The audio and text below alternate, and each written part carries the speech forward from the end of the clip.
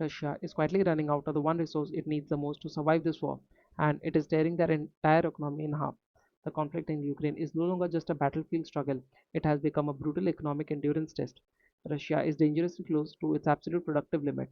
Its military sector is running red hot, while the civilian economy is slowing down and becoming increasingly expensive.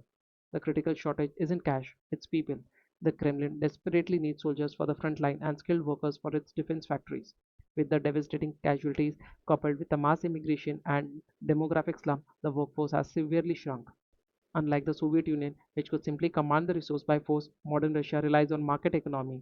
The state has to pay a massive premium for workers, materials, and imports, making this war exponentially more expensive to maintain. Russia might be making billions in the oil right now, but they are hitting a fatal wall. You can't fire a ruble from a tank. Higher oil prices and sanctions evasion might look like a lifeline for the Russian budget, but they mask a deeper structural failure. The core issue is that money alone cannot fight a war. Those rubles must be physically converted into drones, artillery, and capable soldiers. And that conversion engine is breaking down. When an economy is already maxed out, pumping more oil money into it doesn't create more weapons. It just creates massive inflation. Defense plants are already operating at an absolute maximum capacity, and it is incredibly difficult to repurpose the civilian factories into advanced weapon assembly lines.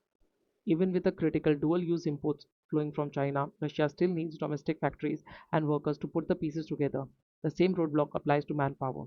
For a year, the state avoided a massive drought by paying astronomical bonus to volunteers. But as the war drags on and the death toll mounts, the supply of willing recruits is drying up. The Kremlin is about to cross a very dangerous line, and their next move to save the war could trigger a massive collapse from inside. To keep this war machine running, Russia is being pushed toward a radical shift, abandoning financial incentive and moving directly to brute coercion. Up until now, the state has essentially paid its citizens to fight and work, shielding the broader public from a true war footing. But as the recruitment stalls and the losses mount, those days are ending. If the Kremlin wants to maintain or expand the war, it will have to strip away the remaining freedom of its people. First freedom is the market freedom.